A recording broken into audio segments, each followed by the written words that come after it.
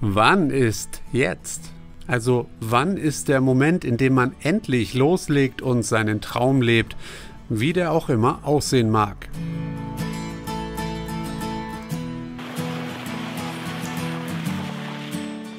Für viele ist die Suche nach der Antwort auf so eine Frage ein kaum lösbares Problem. Nicht so für Werner Kastl. Denn der 56-jährige Allgäuer hat schon immer seine Ideen möglichst sofort in die Tat umgesetzt. Und war früher noch mit dem Seesack in der Welt unterwegs, wollte er irgendwann auf den eigenen 4 Rädern reisen.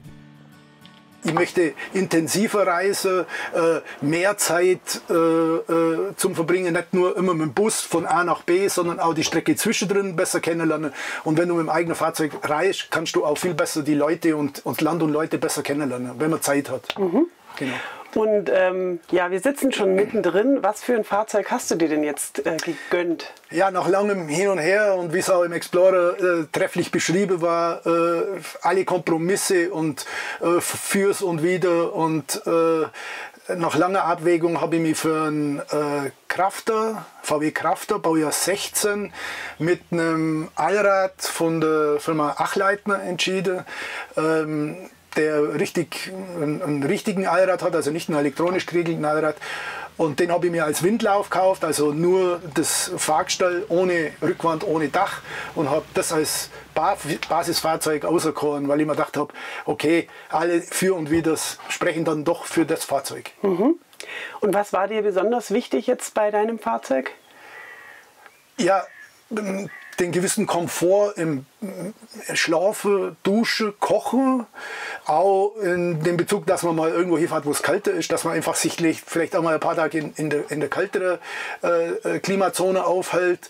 Der Allrad, der natürlich überragend ist, der sich schon bewährt hat auf den paar Fahrten, wo wir bis jetzt gemacht haben, sehr, sehr gut.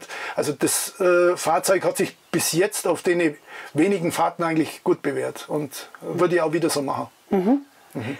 Und beim Umbau und Ausbau, da hast du ja das meiste im Prinzip selber gemacht, das hast du ja erzählt.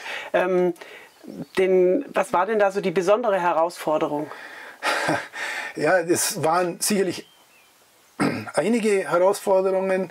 Anpassung der Kabine ans Fahrerhaus, speziell vorne über der Windschutzscheibe, die Anpassung der Kabine da, weil das halt extrem im Fahrtwind und im Regen und alle Witterungseinflüsse extrem ausgesetzt ist. Das war eine handwerkliche und eine Tüftler-Herausforderung, da wo ich eigentlich lang bastelt habe, bis ich einen vernünftigen Weg gefunden habe. Ansonsten natürlich immer wieder mal Werkzeug weglegen, Material weglegen, liegen lassen, einfach mal eine Nacht lang drüber schlafen, vielleicht auch mal nachts aufstehen, eine Zeichnung machen, sagen, ja, jetzt habe ich eine Idee, und das dann am nächsten Tag einfach umsetzen, um das Ergebnis zum bringen, nicht einfach was erzwingen.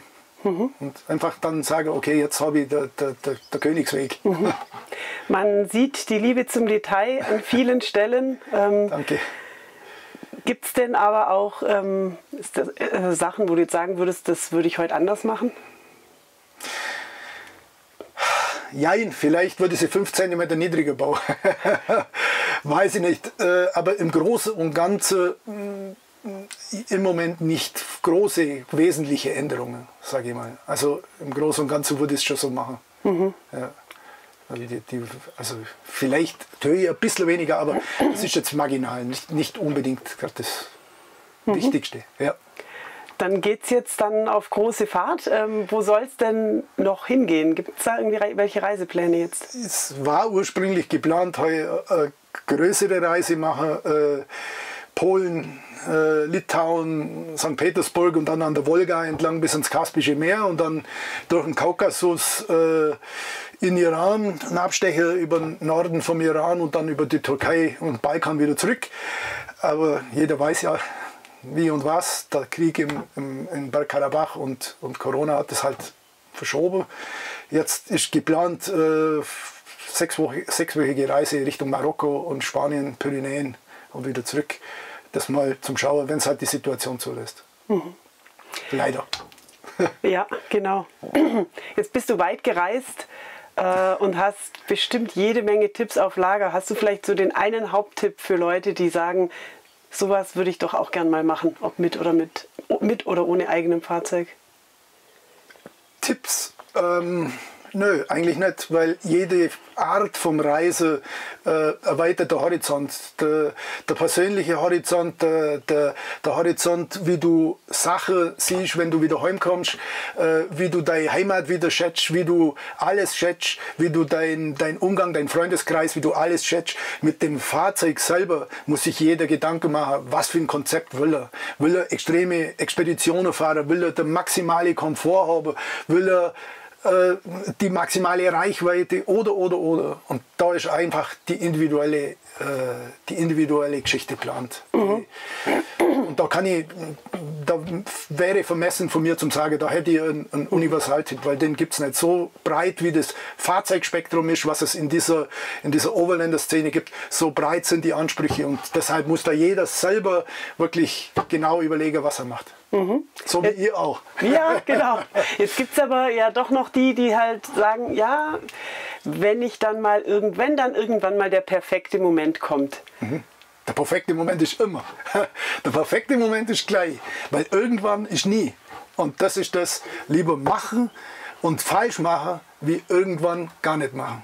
Ist meine Meinung. Also das ist Erfahrung und du musst immer losgehen und wenn du den ersten Schritt gemacht hast, dir so ein Fahrzeug zum Kaufen, egal was für uns. Und wenn es falsch ist, dann verkaufst es, weil es findet sich jemand, für den ist das richtige Fahrzeug. Aber wenn du es gar nicht machst, dann weißt du auch nicht, ob es falsch gemacht hast oder ob es richtig gemacht hast. Okay? Ja. Super. Darum seid ihr auf dem richtigen Weg. Ja, danke für die tollen Tipps und für das Gespräch. Ja. Danke, dass du uns in dein Fahrzeug reingelassen hast. Ja, herzlich gern. Ich wünsche dir auf jeden Fall eine schöne Zeit und tolle Reisen.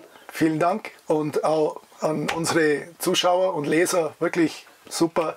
Hat euch auch mega Spaß gemacht, mit euch den Tag zu verbringen. Das war super interessant und hat mir total viel Spaß gemacht. Danke. Super. Klar, dass Kastl selbst Maschinenschlosser ist, hat beim Fahrzeugbau geholfen. Einzig den Zwischenrahmen hat er schweißen lassen. Danach kam der Rest von ihm. 1,5 Jahre später stand der Crafter fertig da, mitsamt Luftfahrwerk von Goldschmidt.